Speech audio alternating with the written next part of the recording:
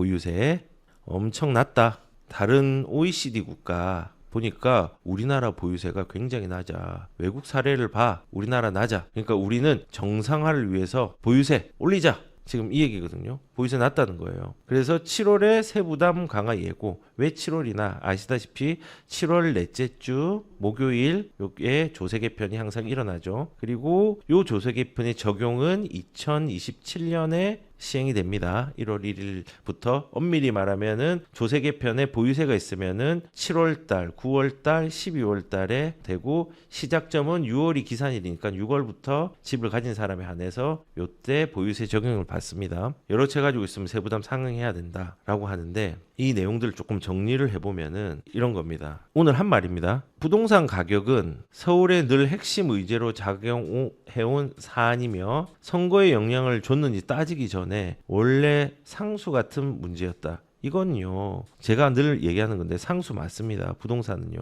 화폐 가치가 떨어지는 거잖아요. 이게 통화량이 팽창되는 거. 이게 상수예요. 이 통화량으로 움직이는 거고 이 속도를 조절하는 게 금리라든지 공급이라든지 이런 걸 통해 가지고 통화량들이 늘어난다고 하더라도 이런 것 때문에 속도 조절이 되는 거거든요. 상수를 인정을 했잖아요. 집값은 이 상수를 건드리면 안 되고 상수를 놔둬야 돼요. 선거에 영향을 줬는지 따지기 전에 이거는 이제 회피죠. 회피했어요. 그래 좋아요. 상수 같은 문제였다. 상수는 건드리면 안 되죠.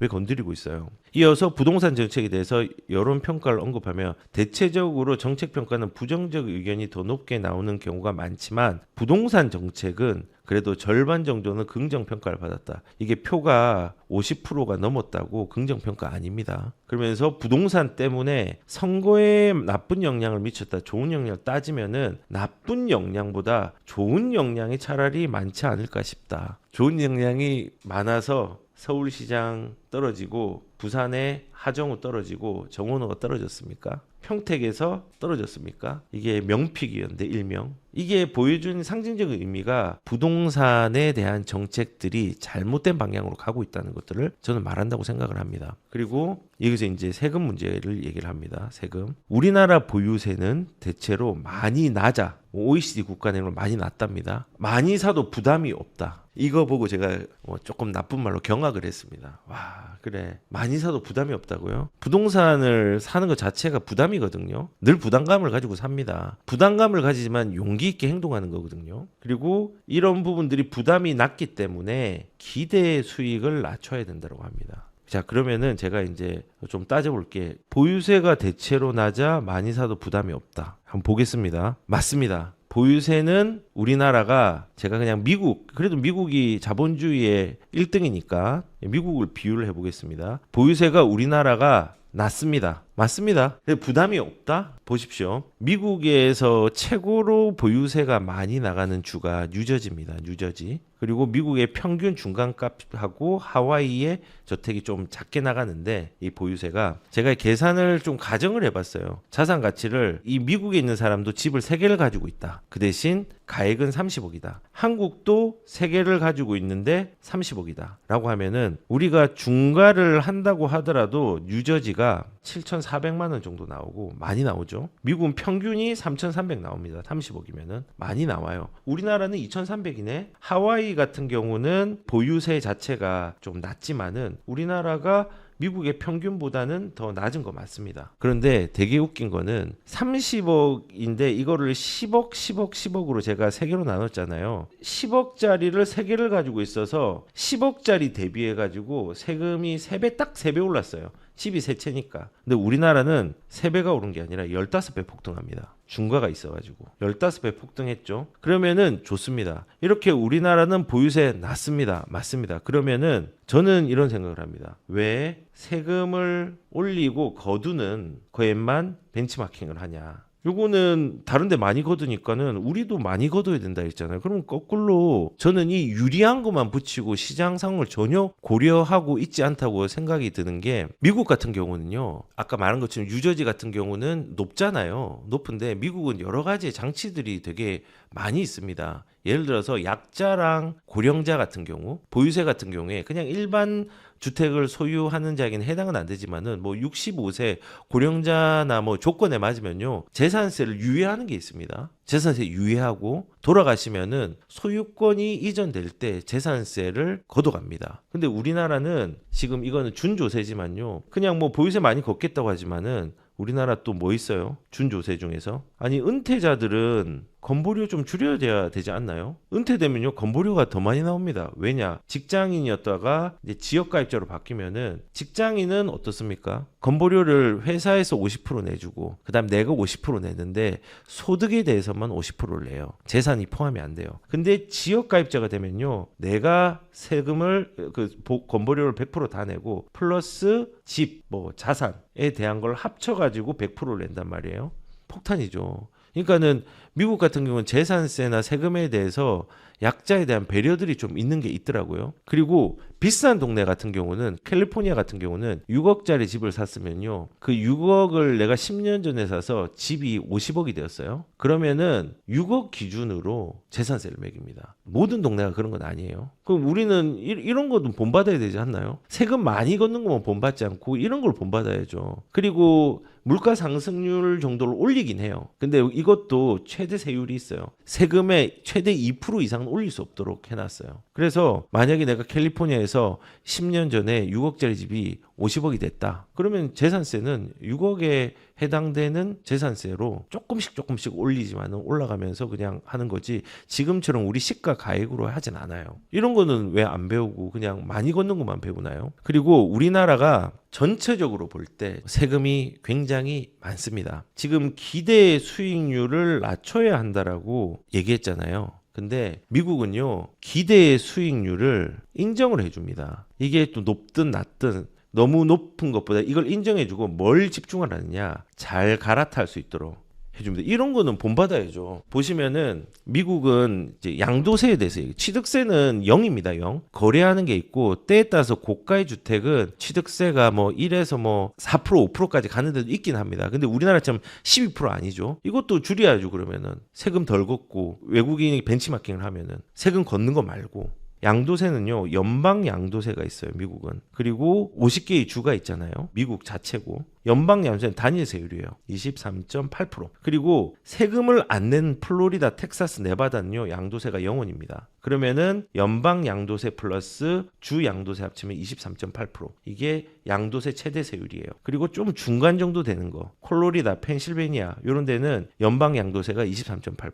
양도세가 3%에서 4%입니다. 그래서 총 최대 28%. 세금 지옥 캘리포니아, 뉴욕, 뉴저지 연방 제도 양도세는 똑같아요. 10에서 13%. 이게 최대 세율이 34에서 37%입니다. 이거 배워야죠. 그러면은 우린 이런 거 적용 안 시키나요? 우리 세율이 70이 아니죠. 주택 3개 가지고 있고 미국은 중과세가 없습니다. 10억 이상이 초과한 수익을 가지면은 37%가 아니라 우리는 82.5%. 이게 소위 말하는 국세, 우리나라의 국세. 이게 소위 말하는 지방세거든요. 우리 이거 두 개 합쳐서 37%인데 우리는 82.5%입니다. 그리고 미국은 되게 특이한 제도가 있습니다. 1031 익스체인지라는 교환 제도가 있거든요. 이거 아시나요? 저도 예전에 그 미국 부동산 투자하시는 분하고 같이 유튜브를 했을 때 1031을 그때 처음 들었어요. 근데 이게 뭐냐면요. 갈아타기를 잘 할 수 있도록 해요.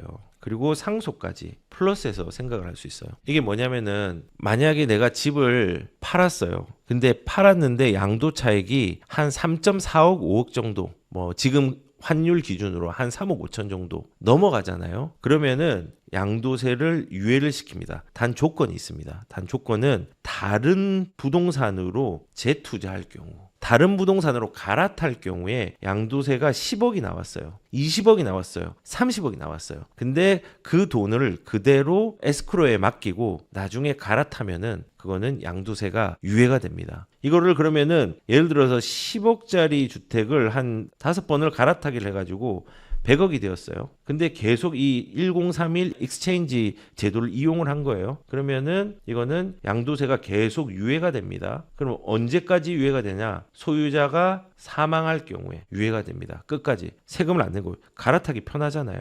이거는 왜 우리 도입 안 하죠? 이런 거 도입해야죠. 그러면은 얼마나 좋습니까? 그리고 이것을 이제 갈아탔어요. 그런데 이제 소유자가 죽었어요.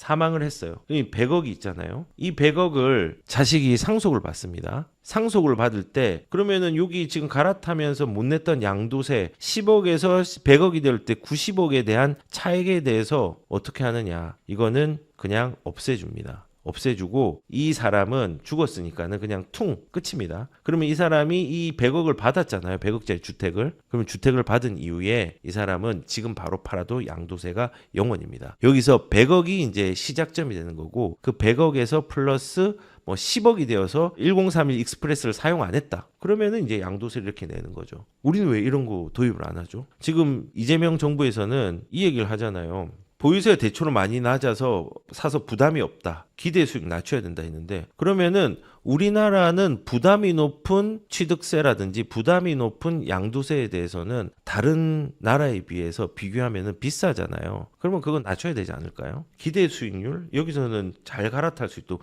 우리는 지금 갈아타면은 현금이 없으면은 갈아 못합니다. 되게 힘듭니다. 근데 미국은 이런 제도가 잘 돼 있습니다. 그리고 양도세 특별공제 할인을 해주잖아요. 1년 이상 가지고 있고 팔았을 때는 주정부 차원에서 공제도 해주는 것들이 좀 다양하게 있더라고요. 주별로 좀 다르지만은 미국은 기대 수익을 낮춰야 된다라는 접근을 하지 않습니다. 자본주의 사회에서 돈을 마냥 뺏어가지 않습니다. 우리나라랑 다르게. 근데 우리나라는 사도 부담이 없기 때문에 부담을 줘야 된다. 기대 수익 낮춰야 된다. 왜? 불로소득이니까. 제가 지금 한 4년 전에 미국 부동산 하시는 분이랑 방송을 했거든요. 그분이 그 당시에 저보다 나이가 한 살이 많았는데 미국에 256채를 가지고 있었다 했습니다. 250채를 가지고 있었는데 집을 많이 가지는 게 뭐가 잘못이냐. 그리고 그분은 어떻게 부자가 됐느냐. 대출. 미국에는 군인들에게 특혜를 주는 대출이 있거든요. 이 군인한테 특혜를 주는 대출이 있는데 군인 출신인 거예요. 그래서 군인 대출을 받아가지고 그걸 기반으로 사업도 하고 자산을 불리고 집도 불린 거예요.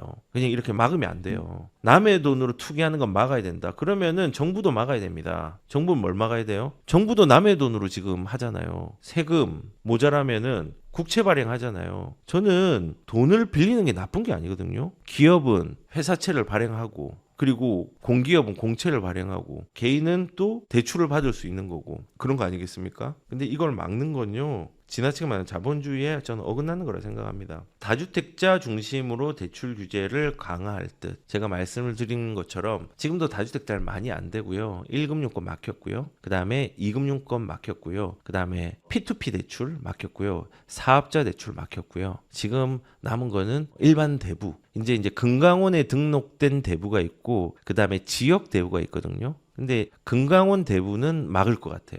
그리고 지역 대부 뭐 요까지 올지 모르겠지만 이렇게 다 막아버리면은 이제는 진짜로 뭐 아무것도 못하게 막아버리는 겁니다. 근데 이렇게 되면은 저항이 생기겠죠. 지금 이렇게 부정선거, 그 다음에 재선거 외치는 것처럼 또 다른 의미로 저항들이 생길 거라고 생각을 합니다. 부동산은 세제에 대해서 다음 중 정리가 가능하고 다음 달 중 7월이죠. 7월 넷째 주 공급책도 발표할 건데 공급책 기대하지 않습니다. LH에서 시행하는 공공임대라든지 그 다음에 비아파트에 대한 변경이라든지 매입임대 그 다음에 공공부지에서 나오는 공공임대주택들 뭐 이런 것들 말고는 없잖아요. 공공주도가 나오면 안 됩니다. 민간주도가 나와야지 활성화가 되죠. 그래서 결국은 오늘 1년 동안 잘했다라는 얘기를 하면서 앞으로 더 잘하기 위해서 규제하겠다라는 게 결론이었고 선거 남들이 못했다고 하는데 나는 그렇지 않아. 난 잘했어. 부동산 정책 때문에 선거에 영향을 미친 것 같다? 아니야. 부동산이 아니라 원래 그런 거야. 라고 얘기를 한 게 오늘 결론입니다. 그래서 저는 그렇게 생각합니다. 지금 이 정책을 보니까 규제의 강도는 오늘 기자회견 말을 들어보니 강도가 아주 낮아질 확률은 적다. 일단은 답정너였다. 무조건 답을 정하고 그냥 간다. 이거였고요.